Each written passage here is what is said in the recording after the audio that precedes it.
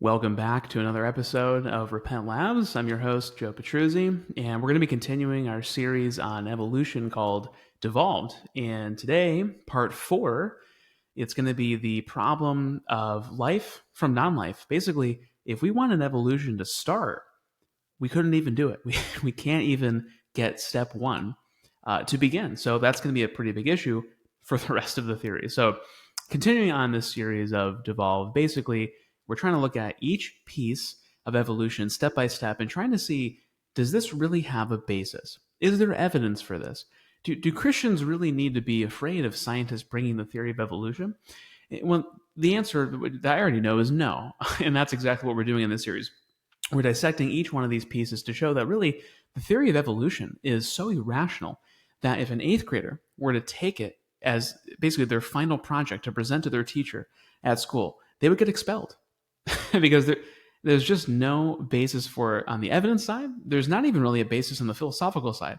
So that's what we're going to be trying to cover here. And specifically today, we're going to be going through what's called abiogenesis, or life from non-life, step 1 of evolution. So we're going to be getting into the math problem, the problem of chirality from our chemistry friends, and then finally the real issue, what's going on. So first off, let's try to define this a little bit further. So as far as abiogenesis, right, the exact definition, you can get this online, is the original evolution of life of living organisms from inorganic or inanimate substances. So we're getting essentially life from non-life, organic material from inorganic material. If evolution is true, that means that, the Big Bang, or however you want to, look at how the universe started, something began, and then there was inorganic material. I mean, there was obviously non-living material. And somehow, in a non-living state, at least one small living organism, right, even a single cell, had to have appeared. But remember, there can't be a God, because that's the whole point of this thing, right? So it kind of randomly appeared, didn't it? But assuming that the Big Bang happened, which we know from the last post it didn't, this is the pretty much step 1 of evolution. So how do we get that? Well, the thing is, as Christians, we don't actually have to lift a finger to refute this. Evolutionists' own colleagues won't even buy this. And this is why. So the first thing is called the math problem. Now, basically, I'm gonna cite something here. This is one of many you can find, but essentially, there's this group of mathematicians. This is in the 60s, 1967. And these are secular mathematicians, and all they're doing is they're applying probability to the theory of evolution to see if it's a viable theory. And what they're trying to finalize is, if we really are going to say that it's a random force, because that's evolution, right? It has to be random, meaningless, because if it isn't, that's all you have left is, well, God did it, right? And that's the whole reason they're proposing it. So it's got to be random. So what these mathematicians are doing is saying, well, if it's truly random, why don't we basically do all these calculations and all this study to see how that would really play out, and see if we can even get to step 1 of evolution, let alone step 10, step 100, step 1,000, right? Well, essentially, this is a quote from Eden Murray. This is from the, the Mathematical Challenges to the Neo-Darwinian Interpretation of Evolution. So I put in the footnotes here. Here's a quote from Eden Murray from one of those books. It is our contention that if the word random is given a serious and crucial interpretation from a probabilistic point of view, the randomness postulate is highly implausible, and that inadequate scientific theory of evolution, get this, because you're not going to believe it, inadequate scientific theory of evolution must await the discovery and elucidation of new natural laws. I don't know if you caught that, but that's devastating. Basically, what Eden is saying is, if you're trying to say that evolution happened from random chance, it means you need to wait for new natural laws, because the natural laws we have, aka reality, just won't allow for it. That stinks. That means that essentially, just doing some math here, it is mathematically improbable. And here's diving into some more of the weeds here. This is why.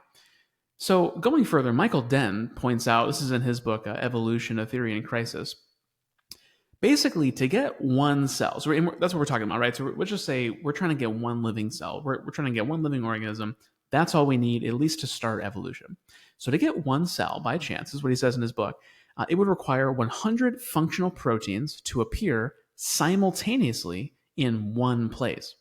The independent probability of any particular protein appearing is going to be hardly more than 10 to the negative 20th. So essentially, the chance is 1 in 10 and then put 20 zeros at that number. So there's 1 in that number. I don't even know if it is. It's like, let's see, a billion, trillion. I think it's a 100 quadrillion or 100 quintillion. Something. It's a big number, right? So it's a 1 in 100 quintillion chance that one protein could appear out of nowhere. That's one protein. But you see, to get one cell, remember what he said, we need 100 of those proteins to appear simultaneously, all in one place. So the problem, before we get too far here, let's say you go to Las Vegas and you gamble, right? Somebody offers you a probability of 1 in 10. Now, those aren't great odds, are they? Well, what about 1 in 100? I mean, those are exceptionally bad odds. But let's go one step further. What if somebody gave you a game with a 1 in 1,000 odd? I mean, you would be an idiot to take that bet, wouldn't you? Well, you see, Dan pointed out, if you look at the combined probability of all 100 of those proteins appearing at the exact same time, the combined probability is 1 in 10 to the 2,000th power. That's 2,000 zeros. If you look below here in the description, I actually wrote this out, what it looks like. I wrote 1 in 10, and I put 2,000 zeros after the number. I don't have enough time to put the commas in there. It's an incomprehensible number. And that's the probability we're working with. And you see, if we got there, I'll play devil's advocate. Even if we got that one cell, that 1 in 100 billion, trillion, quadrillion, 2,000 zero chance, if that happened, does that complete evolution? No, not at all. That's to get it started. We haven't even dealt with the rest of this. That's what the next posts are for. This is just to get one cell in an unguided event. So that's a huge issue mathematically. That's enough to just pretty much be like, well, that's not going to happen. But you see, there's another problem, and that's the problem of chirality. And this is from our chemistry friends. So aside from the mathematicians, there's a lot of origin of life studies that are done that are trying to see, at least in a lab, can we make life come from non-life? Look, even if it's not totally natural, right, it's in a lab, if we can at least do it, maybe there's a chance. Maybe we can find a way that it could have happened randomly without a laboratory. That's at least the theory behind it. So obviously, for life, you need proteins, and to make proteins, you need what's called amino acids. Now, you don't have to be a scientist here I'm going to simplify this a little bit. Basically, you need amino acids to get life. Let's just stop there, right? We need amino acids. Awesome. The problem is when you make amino acids in a laboratory, you run into a problem called chirality. So basically, and again, in the description, I put an image there. Amino acids, they appear in two forms. They have a left-handed and a right-handed form. It doesn't really mean anything except that that's just the shape of them, right? Those are the two forms, left and right. They're just named because of their shape. Now, the problem is that the problem with life spontaneously generating, right? So let's just say if evolution were true, life just generates spontaneously in some pond, right? That's kind of the theory. Well, if that were to happen, that means that life would come from a non-living environment, right? So that means amino acids would come from a non-living environment. And for that but for life to form, you see, amino acids are exclusively left-handed. So what that means is, for something to support life, these amino acids have to be only left-handed. That's the rule. But the problem is, in a laboratory environment, when you make amino acids, you get a combination of both left and right-handed. So you see, when life comes from an inorganic environment, what's generated from it can't support life. Only life can create life, if that makes sense. And now some researchers knowing this problem, right? So they can't support life. There's left and right-handed. That's the problem.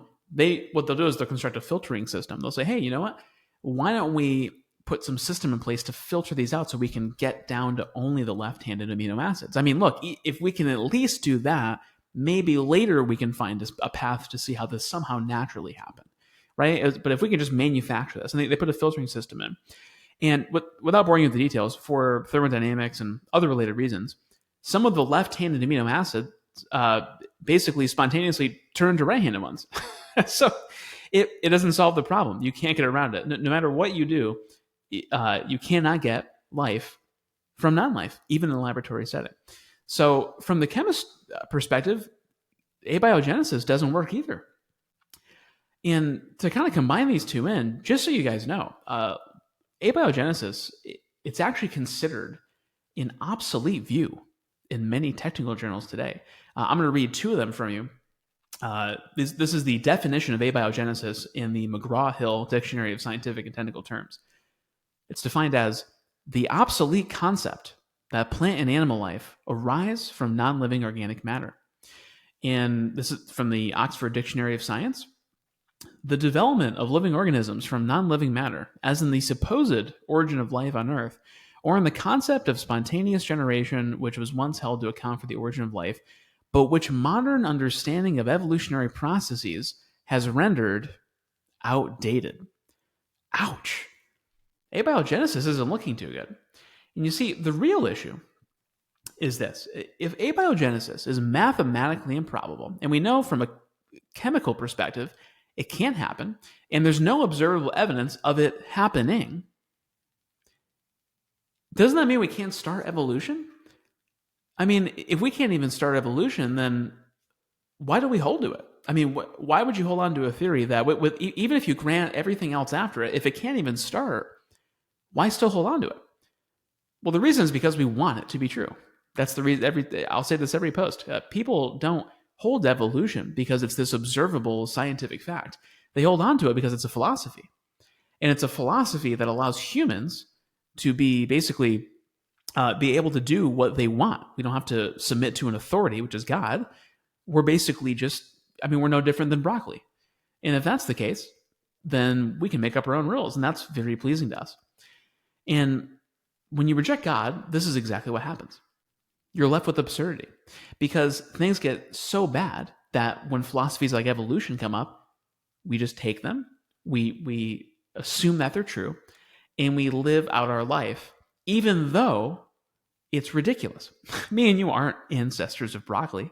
We're humans made in the image of God, but if you hold evolution, you have to hold that we're ancestors of broccoli, which is absurd.